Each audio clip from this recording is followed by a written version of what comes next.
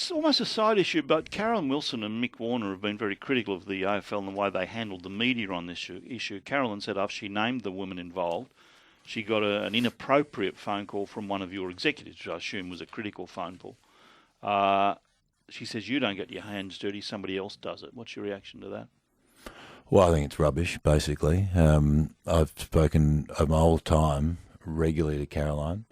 She didn't like the conversation she had with my head of corporate affairs because she was taken to task for naming the women.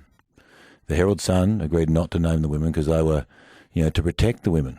So she was taken to task on a view. Now, whether Karen likes the view or not, or agrees or disagrees, I think crying foul for that's hypocritical. She's a very, very, very capable journalist who has strong views and takes people to task all the time.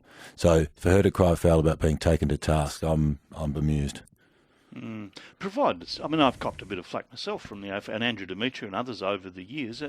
Provided it's done in a what's the word, respectful way, there's not a problem. And there's nothing wrong with having a disagreement. But you don't believe it crossed the line? I don't know. I wasn't part of the conversation. Well, she seems to be saying it's been abusive.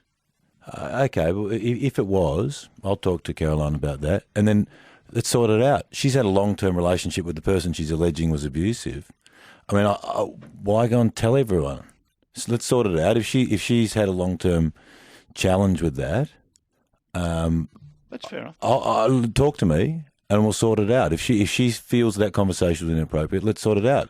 I don't resolve things by going out complaining that I've had challenge with this and that. I talk to the person confidentially and say, listen, that was inappropriate and we'll sort it out. That's my view. Mick Warner said the first attitude you get from the AFL media unit is rude, arrogant, belittling and dismissive. Again, I think it's well known that Mick's had a long-standing, challenging relationship with one of my department. I think I've spoken to both. They've got an issue with each other. That, again, is life. People have personal issues. I guess there's a suggestion of a culture of arrogance here, is there? No, I don't think so. I think that we are scrutinised and accountable every day. And we've got 1,500 accredited media pouring everything we do. People make mistakes or people have disagreements. I am, as I say, accountable for every single thing we do. And if people in my organisation are arrogant or have got issues, I'll take them to task. If, let's name it, Liz Lucan was rude or inappropriate to Karen or the conversation was wrong, I will work through that with that issue.